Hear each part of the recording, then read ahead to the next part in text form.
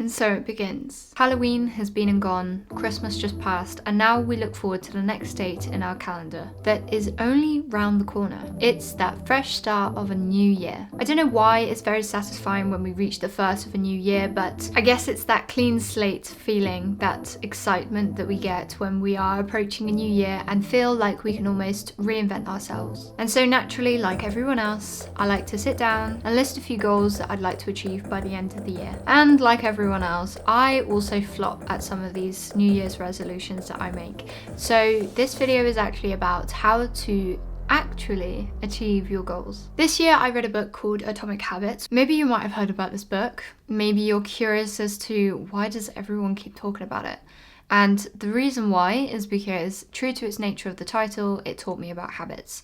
Now, as someone that wants to be productive and I have a lot of things in my mind that I want to get done, habits are exactly the building blocks to getting towards the goals that I have in my mind and be able to achieve the things that I achieve. And so these are the 6 things that I learned from the book of a better way to build your habits. So the first thing is that we need to be honest with ourselves. Desire is not enough to actually achieve the things that we want to achieve. Desire is only enough to start, but it's not enough to maintain it. Now, people will always say that do something that you love because it will make it easier. And whilst that is true to an extent, it's not sustainable enough to keep the momentum going. And I think that you need to be realistic with yourself. Is it something that you actually want to do, or is it something that you think you should do, or it's something that you feel like would be a good thing, but your heart's not necessarily in it? If you're not doing it with your whole heart, then how do you really expect to achieve something if it's not really something that you really wanted to do? Sometimes I think that we list off goals that we feel like we should do or we should have because it sounds like it's going to be a good thing. It's something that we feel like if we bragged about it to other people that they'd suddenly think of us as either highly intelligent or super organized and motivated and inspiring, but maybe those things aren't really you. And sometimes I think we make maybe certain resolutions or goals that we feel like other people are expecting us to make because we think it makes us look better, but it's not really something you want to do. And if you're already getting to that sticking point at the start, then you are definitely going to be finding sticky points along the journey. And it's not the sticky points that you actually manage to overcome that help you, because they're going to be sticky points that are just going against the grain because it's against yourself. And I do believe that I think sometimes we don't recognize what is actually our own expectations and other people's expectations, because I know from my own experience that throughout my life I've done so much people pleasing that in a way I thought that was how I was, but actually it was because I was just trying to please other people. So slowly I'm actually learning about myself, and habits is one of them. Starting habits that actually are something I want to do, not something that I feel like someone else wants me to do or that I feel like I should do to be accepted. So moving along from that heavy first point, when you find a habit that you want to do, like for instance, one of mine, and I won't lie, it has been repeated several years, is I want to be able to do the splits. Now, the very thing that I need to ask myself first is, why do I want to be able to do the splits? For me, I want to be able to do the splits because one, I find it, it's sexy, it makes you feel good about yourself, but also I think as well long term it's going to be much better for my body because the more supple I am, the less breakages I'm going to have. So I'm thinking of it in that sort of sense as well. Now, how do I get to that point though? Because not doing the splits and doing the splits, there is a journey I have to make, and it's overwhelming sometimes when we think of the whole goal at the end. And I think this is why sometimes we don't necessarily reach these resolutions or goals, because we've thought of the very end point, and that's not what we want to do here. What we want to do is actually break it down into easily daily even things that we can do that doesn't really seem that noticeable, but it does compound over time, and eventually you get to a point where you actually do achieve the goal that you didn't realize you were actually going to be able to achieve. And something that's super important with this, whilst you're breaking down all these goals into much more manageable portions and it seems a lot less scary and much more achievable, is to trust the timing. You just have to understand that things only happen after compounding over time. You know, I've said this as an example before, but when you pick up a guitar, you don't just immediately start playing. You have to go through a long process of learning and practicing and just getting your way to a point where your fingers start to recognize chord patterns immediately rather than having to fumble around trying to find the chord on the fretboard. And this is the same with all other goals, really. If you're trying to lose weight, or if you're trying to learn a language or something else, you have to make those mistakes, you have to make those improvements, and take those little steps that, even though it doesn't seem like much, over time it all accumulates and compounds, and we know how important compounding is. Okay, so this is where I've gone wrong, and this is probably the reason why I've got so close to some of my goals and then I've just completely fallen off the wagon.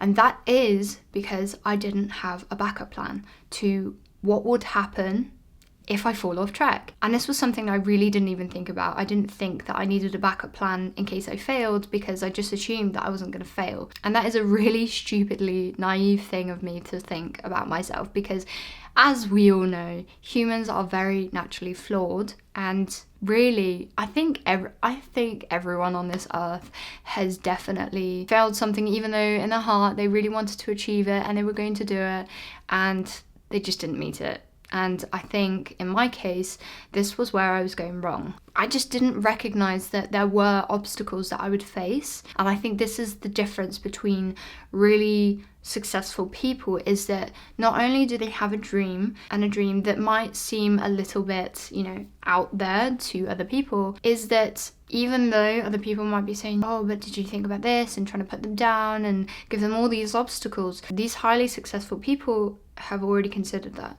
They've already got a plan in their mind of what happens if I don't reach this certain target, because they also are taking risks that are calculated. And that's the thing. And I'm not trying to over dramatize a simple habit, but there are going to be obstacles that you face. And I don't think it's something that we naturally think of when we're starting a habit. When we start a habit, we get excited about what results we're going to get, how much better it's going to be for us when we finally achieve that goal. But we don't think about the process of getting from A to B, that there are going to be all these little hurdles that we need to come over, and bumps and falls and bruises. But not only is it the persistence, we also have to learn what is it that we are making a mistake on. And it could be something as simple as the environment. Have you set up your environment to succeed? And that goes on to my next point. The environment is important. So an example of setting up your environment is, let's say your goal is to go to the gym every couple of days. Ways that you can set up your environment is to actually prepare this the night before. Get out your gym wear, get out all the things that you need in that moment, and then place it somewhere where you're going to see it instantly, and it's going to remind you. Because what you want to do is you want to make it easy for yourself. You want to cue that habit so that you're already setting up your mind to know that, okay, when I see my gym wear, I know instantly what I need to do. If your resolution, say, is to lose weight, then let's be honest, having bad foods, or having the foods that usually make you crave and fall off the wagon in the house, is not going to help you whatsoever. So you do have to get rid of that to be able to set up your environment in a healthier way that you can actually achieve your goal. My fifth point is going to be a very obvious one. We have decided a habit that feels like us and that we've been very realistic with. We have broken down that habit into ways that we can actually achieve it on a daily basis. We have also thought of a backup plan if we fall off track. And fourth, we have set up our environment. But the most important thing to achieving a habit is to do it. You have to do the thing that you said you're going to do. One thing that might make this easier is if you tell someone else what you're going to do.